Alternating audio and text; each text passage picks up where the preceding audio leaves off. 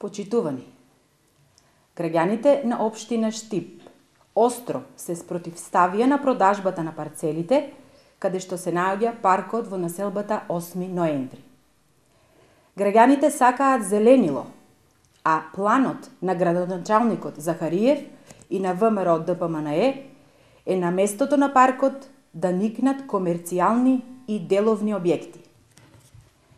За ВМРО ДПМНЕ и Илчо Захариев не е важно што мислат граѓаните, туку деновиве тие распишаа и втор оглас за продажба на урбанистичките парцели каде што е паркот во оваа населба.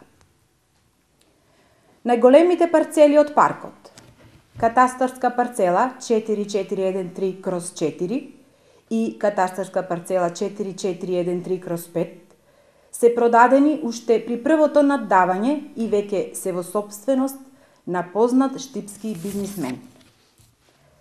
Вториот оглас за јавно наддавање за продажба на парцелата, заведена со катастарски број 4413/3, што е распишан од страна на општината Штип, отвара неколку сериозни прашања и сомнеш за незаконско постапување.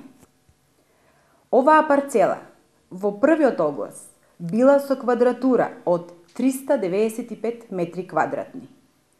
Но во новиот, вториот оглас, локалната власт ја зголемила нејзината површина повеќе од двојно и таа сега изнесува 878 метри квадратни. За зголемување на површината на парцелите потребна е одлука на Советот на општина Штип за промена на деталниот урбанистички план кој што е донесен во 1990 година. Градоначалникот на општина Штип, Илчо Захариев, треба јавно да одговори пред граѓаните на Штип. Врз основа на која одлука е зголемена површината на оваа парцела, дел од паркот во населба 8 ноември, и дали покрај маркицата за градба, која е одобрена со одлуката за усвојување на детален урбанистички план од 1990 година и изнесува 395 метри квадратни, во парцелата која се продава е впишана цела урбанистичка парцела со дворно место кое изнесува 878 метри квадратни.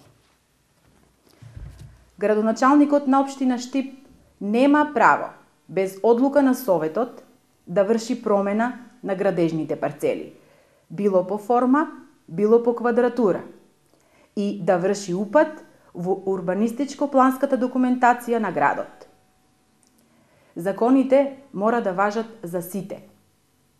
Очигледно, зад ваквото однесување на градоначалникот на Штип се крие заштитата на бизнис интересите на ВМРО ДПМНЕ на штета